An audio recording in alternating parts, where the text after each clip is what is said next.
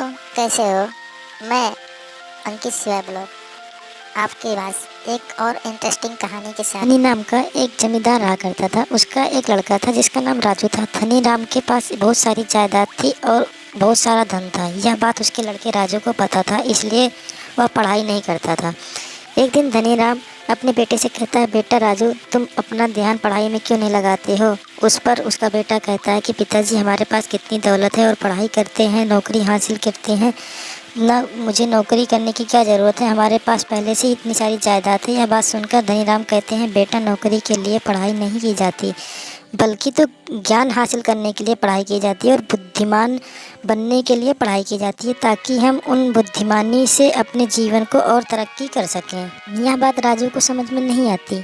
वह अपने पिता की बातों पर ध्यान नहीं देता और इसलिए उसके पिता उस पर बहुत गुस्सा करते हैं और उसे मारते भी रहते हैं। यह सब होने के बाद राजू अपने पिता का बहुत गुस्सा करने लगा और अपने पिता से नफरत करने लगा। एक दिन धनीराम अपनी बीवी से कहता है कि मुझे अपने बेटे के संबंधित बहुत फिक्र हो रही है, क्योंकि वह अपना पढ़ाई में मन नहीं लगाता और दिन भर घूमता रहता है और उसे लगता है कि उसके पिता के पास बहुत दौलत है और उस बहुत दौलत की वजह से उसकी ज़िंदगी भर की आराम से उसकी ज़िंदगी कट जाएगी। नौकरी करने की और पढ़ाई करने की कोई ज़रूरत नहीं। यह सुनकर धनीराम की पत्नी कहती है कि गलती हमारी है, हम नहीं इनमें से बचपन से लड़ पाए और लाड से पाला पोसा है, इसका बदला हमें तो भुगतान करना पड़ेगा ना। धनीराम यह सुनकर निराश हो जाता है, लेकिन उसकी पत्नी कहती है कि मैंने सुना है हमारे पड़ोस में एक विद्वान आए हैं जो बच्चों को उच्च शिक्षा देते हैं, हमें चाहिए कि राजू को भी उनके पास विद्वान के पास भेजें ताकि वहाँ पर उच्च शिक्षा प्राप्त करें और ज़िंदगी में कुछ बड़ा हासिल करें। यह सुनकर धनीराम कहता है,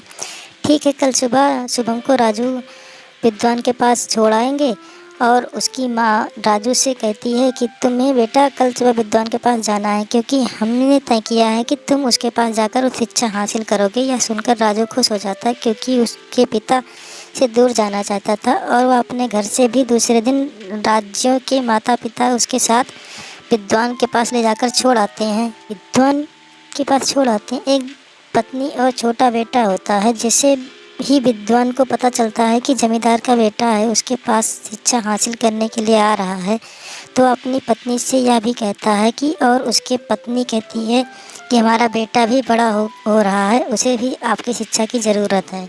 यह सुनकर विद्वान कहता है कि हाँ, कल से मैं राजू की और अपने बेटे की दोनों की शिक्षा शुरू करूँगा। दूसरे दिन जमींदार अपने बेटे राजू को विद्वान के पास छोड़कर आते हैं और विद्वान से कहते हैं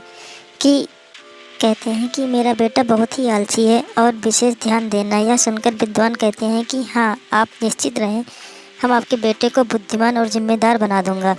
राजू अपनी शिक्षा पर बिल्कुल ध्यान नहीं देता। इससे भी दुआ बहुत नाराज़ हो जाते हैं और उसे हर वक्त आते रहते हैं। राजू को यह बहुत पसंद नहीं आता और विद्वान उससे हर घर बैठे रहते हैं। एक बार विद्वान और उसकी बीवी शादी में कहीं बाहर जा रहे होते हैं और विद्वान राज्यों से कहते हैं कि मेरे छोटे बेटे और मैं तुम्हारे पास छोड़कर जा रहा हूँ, तुम इसका ध्यान रखना और अपनी आज की पूरी पढ़ाई पूरी करके इसका ध्यान रखना, नहीं तो यह पढ़ाई के बावजूद खेल कूद में मन न लग जाए।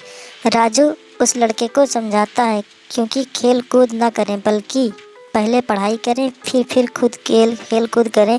वह लड़का मानने को तैयार नहीं होता है और अपने खेल कूद में लग जाता है।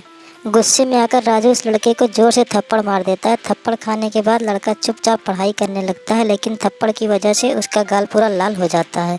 जब विद्वान और उसकी पत्नी घर आते हैं तो उसका लड़का कहता है कि मुझे राजू ने थप्पड़ मारा और मेरा पूरा गाल सूज गया है। यह सुनकर उसकी पत्नी बहुत बढ़ जाती है और उससे कहती है कि तुमने ऐसा हमारे बच्चे के साथ क्या किया? तो सिर्फ तुम्हें जिम्मेदारी सौंपी थी, लेकिन तुमने तो थप्पड़ मार दिया। सुनकर राजू कहता है कि मैंने अपनी जिम्मेदारी निभाई है, यह पढ़ाई नहीं कर रहा था इसलिए मैंने उसे थप्पड़ मारा है। तो विद्वान अपनी पत्नी से कहता है उसने सही किया। एक समझदार व्यक्ति और शिक्षक काम होता ही है कि अपने शिष्य को समझाएं, पढ़ाई चाहे उसे डांटें, मारना पड़े तो मारें। यह सुनकर राजू को समझ आता है कि उसके पिता उसे क्यों डांट रहे होते हैं और यह विद्वान उसे डांट रहे होते हैं। तो राजू विद्वान से कहते हैं मुझे क्षमा कीजिए। मुझे पता ही नहीं था कि आप और मेरे पिताजी मेरे भले के लिए ही निवेदन करते थे। आपसे मैं बहुत दिल लगाकर पढ़ाई करूँगा और अच्छी उच्च शिक्षा हासिल करूँगा। उस दिन के बाद वह मन लगाकर अपनी शिक्षा पर ध्यान देने लगा और अपनी शिक्षा पूरी होने के बाद अपने गांव वापस जाता है और अपने माता पिता के कारोबार को संभालता है और एक जिम्मेदार व्यक्ति बन जाता है। तो दोस्तों, आशा करता हूँ कि ये कहानी आपको अच्छी लगी होगी। तो प्लीज़ लाइक, कमेंट और शेयर ज़रूर कर देना। कमेंट करके